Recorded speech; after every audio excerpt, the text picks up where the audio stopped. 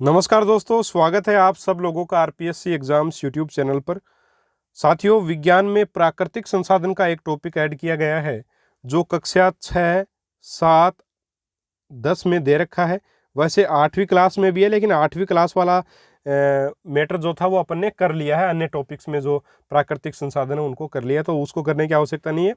कक्षा 6 से लेकर के 7 तक की पुस्तकों से करना है, जिसमें अपन राजस्थान में जो अभ्यारण्य वगैरह हैं, वन्य जीव अभ्यारण्य हैं, उनको देखेंगे। इसके अलावा अपन राजस्थान की जो प्राचीन जल संरक्षण की जो विधियाँ हैं, खड़िन वगैरह, उनको भी देखेंगे।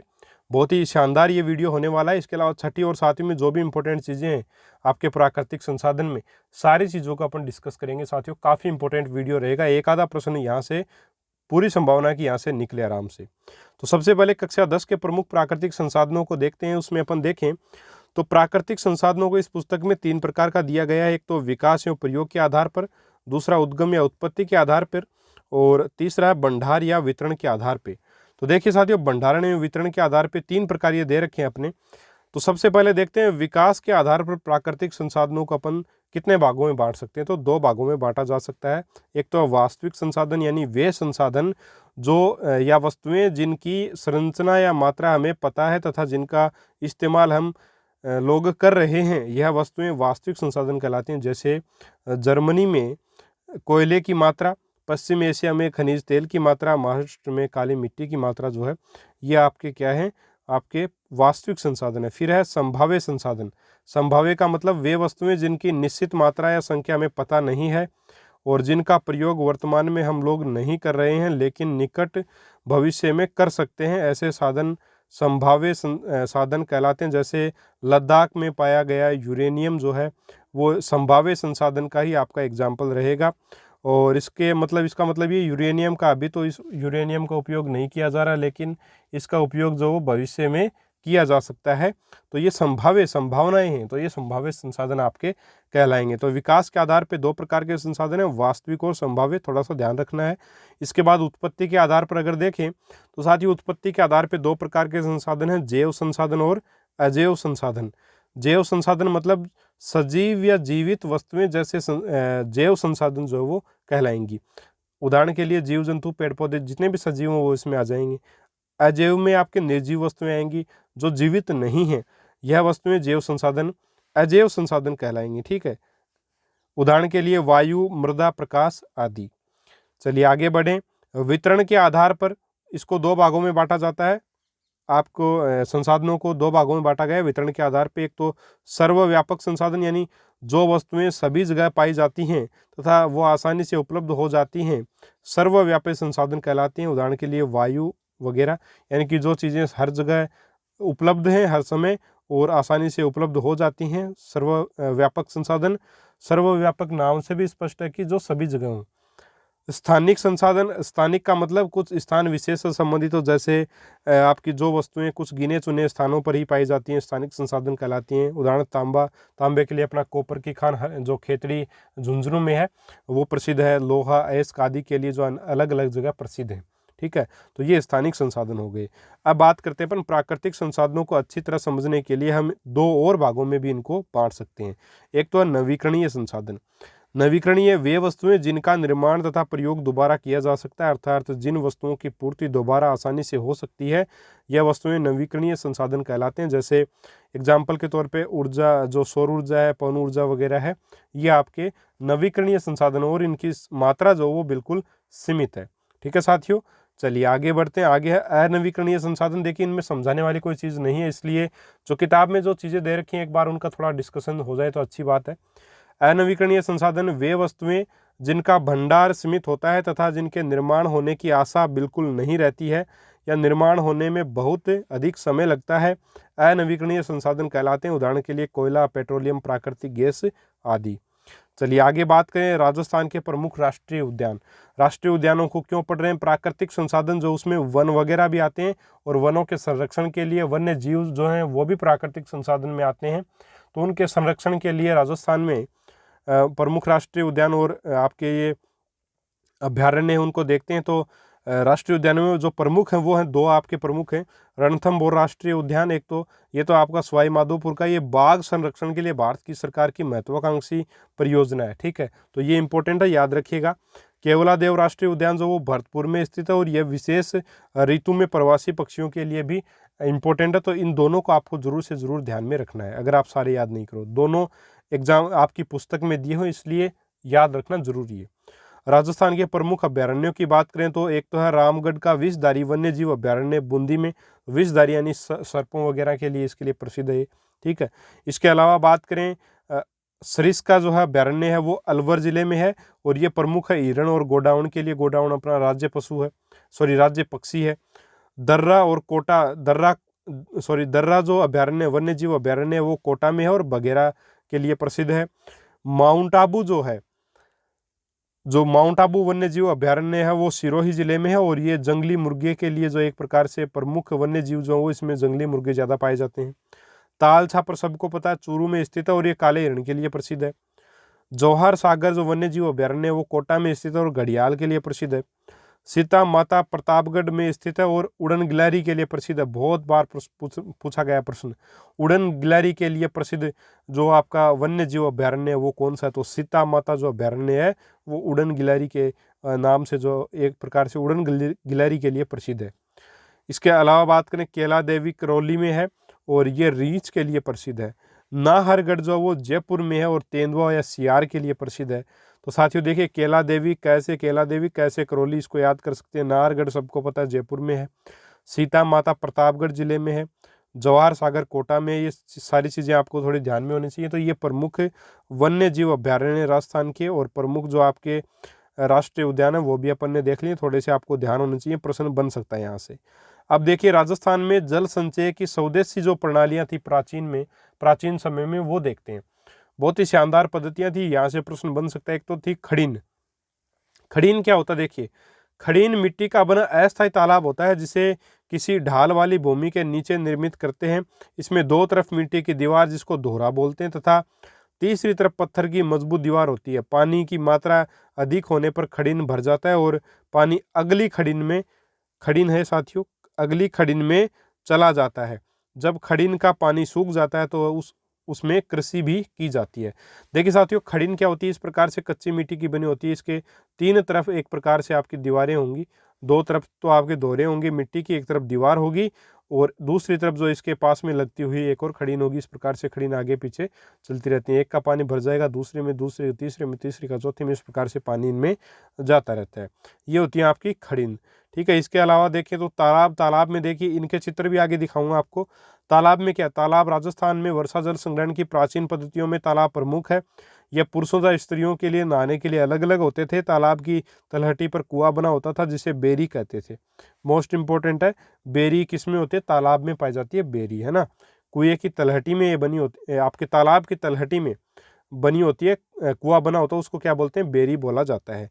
जल संचयन की यह प्राचीन विधि आज भी अपना महत्व रखती है तथा भूमि के जल स्तर को बढ़ाने के लिए महत्वपूर्ण है। आगे देखें झील भी एक जो है आपका माध्यम था पानी संरक्षण का राजस्थान में प्राकृतिक एवं कृत्रिम दोनों प्रकार की झीलें पाई जाती हैं। झीलें वर्षा जल संग्रहण की अति प्राचीन पद्धतियां हैं। झीलों से रिसने वाला पानी इसके नीचे स्थित जल स्रोतों जैसे कुएं, बावड़ी, कुंड आदि का जल स्तर बढ़ाने के लिए काफ़ी सहायक होता था। तो ये भी काफ़ी इंपॉर्टेंट है। आगे बढ़े, बावड़ी जो है राजस्थान में बावड़ियों का अपना स्थान है। यह जल संचय की पुरानी तकनीक है। बावड़ी में उतरने हेतु सीढ़ियाँ, तिबारे बने होते थे। यह कलाकृतियों से संपन्न थी। देखिए साथियों आपको अगर ध्यान में रखना है तो इसमें क्या याद रखना है आपको, विशेष तौर पे आपको याद रखना है कि बावड़ियों में उतरने के लिए सीढ़ियाँ होती थी, तिबारे बने होते थे। ये सिर्फ बावड़ियों में होता था, बाकी खड़ीन वगैरह तालाब वगैरह में ऐसी चीज़ें नहीं थी। तो ये अपन जो वो विशेष मान सकते हैं बावड़ी में। टोबा देखिए, टोबा क्या है, टोबा थार के रेगिस्तान में टोबा जल संग्रहण का प्रमुख पारंपरिक स्रोत है। यह नाड़ी के आकार का होता है किंतु नाड़ी से गहरा होता है।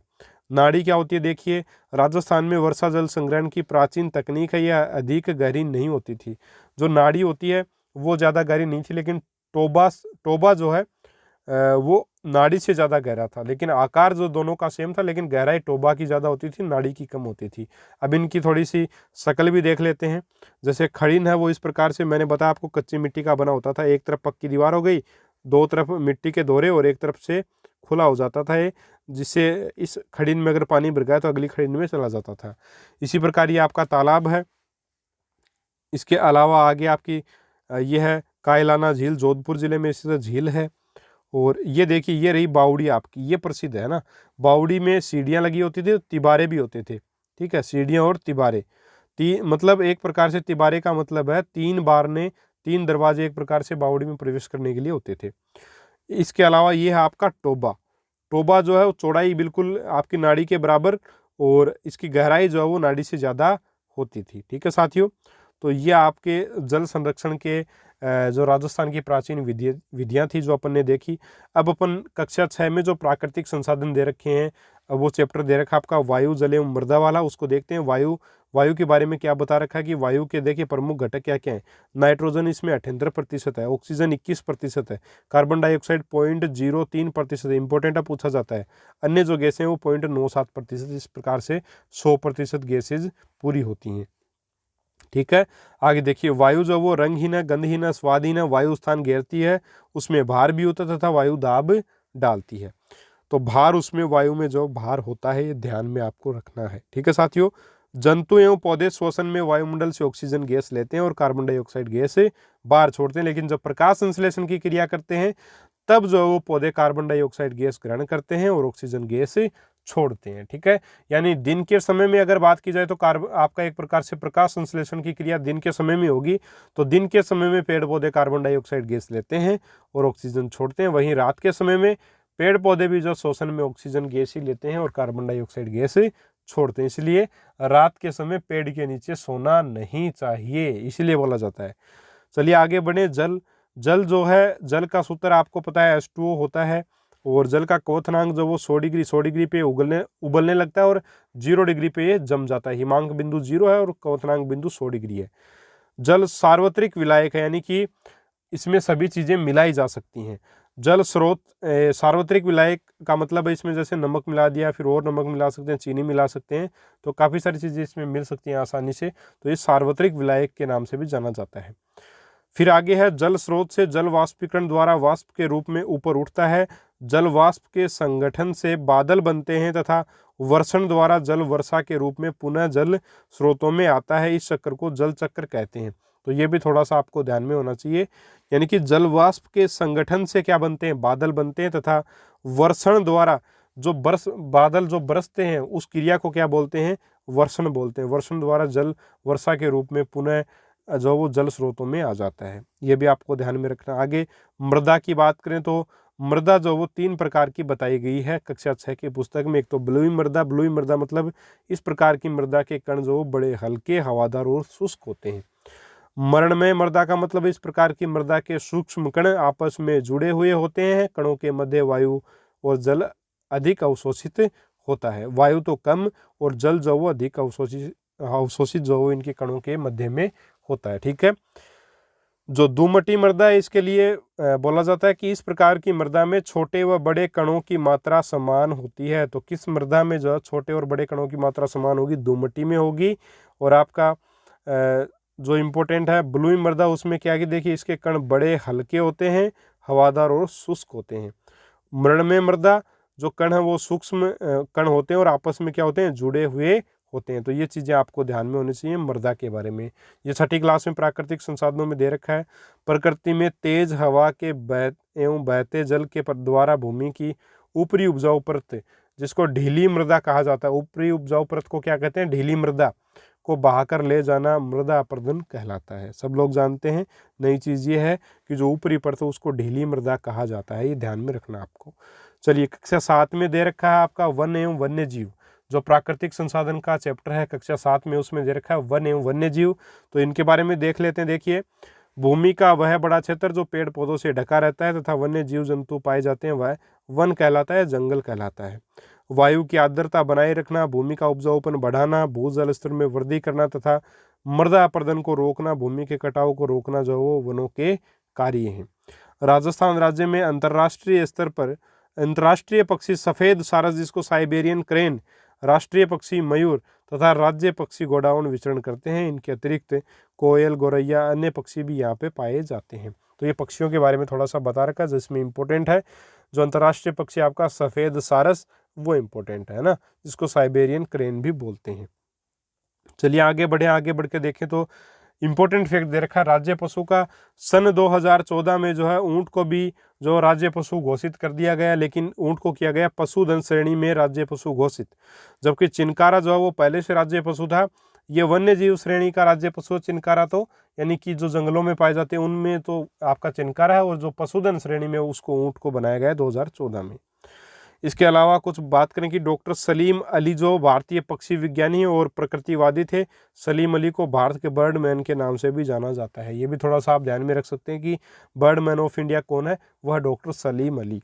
फिर है भारत में कुल मिलाकर स्तनधारियों की संख्या जो 500 है। पक्षियों की जो प्रजातियां, एक प्रकार से भारत में कुल मिलाकर स्तनधारियों की संख्या नहीं, एक प्रकार से प्रजातियां हैं। 500 प्रजातियां हैं, 1200 प्रजातियां किसकी हैं आपकी पक्षियों की जातियां हैं 1200, सर्पों की जातियां 220, छिपकलियों की 150 जातियां हैं, कछुओं की 30 हैं, मगरमच्छ और घड़ियाल की भी 30 हैं, उभयचरों की जो जातियां हैं वो 142 हैं, और अलवणीय जल की मछलियों की जो एक प्रकार से प्रजातियां हैं वो 105 हैं, एवं अकशेरुकी जंतुओं की हजारों जातियां यहाँ पे पाई जाती हैं। देखिए अलवणीय जल की मछलियों से मतलब है कि वह जल जिसमें लवण न पाया जाए, यानी समुद्री जल में तो लवण होता है, तो ऐसी भी मछलियां जो लवणीय जल में नहीं रह पाती हैं, तो अलवणीय जल की मछलियां जो हैं वो उनकी 105 प्रजातियां उनकी भी पाई जाती हैं। तो ये कक्षा 7 में साथियों दे रखा है प्राकृतिक संसाधन में। कक्षा 6, 7 और 10 में जितना भी प्राकृतिक संसाधन से संबंधित इंपॉर्टेंट चीज़ें थी वो मैंने आपके सामने एक ही वीडियो में रख दी हैं। उम्मीद है आपको मैटर पसंद आया होगा। अगर पसंद आए तो ज़्यादा से ज़्यादा लोगों के साथ शेयर करें और चैनल को ज़रूर से ज़रूर सब्सक्राइब भी करें। ऐसे ही शानदार वीडियोज़ मैं आपके लिए लेकर के आता रहता हूँ। जितने भी नए टॉपिक साइंस में ऐड हुए हैं उसमें जैव विविधता का टॉपिक करवाया जा चुका है, जिसमें साइंस और जीके का पार्ट भी करवा दिया है जैव विविधता में, और आपका कृषि प्रबंधन का भी टॉपिक करवाया जा चुका है। इसके अलावा पर्यावरण प्रदूषण एवं नियंत्रण और कचरा प्रबंधन का टॉपिक भी करवाया जा चुका है। कल अपन अनुकूलन का टॉपिक देखेंगे। ठीक है साथियों, तो बहुत ही इंपॉर्टेंट आपके लिए चैनल रहेगा साइंस के लिए कम से कम, और आर्ट्स के लिए भी मैं कोशिश कर रहा हूँ साथियों। निश्चित तौर पर कुछ ना कुछ आपको चीज़ें देखने को मिल सकती हैं, मिलेंगी। तो मिलेंगे साथियों अपन अगले वीडियो में एक और शानदार टॉपिक के साथ। तब तक के लिए जय हिंद, जय भारत, नमस्कार।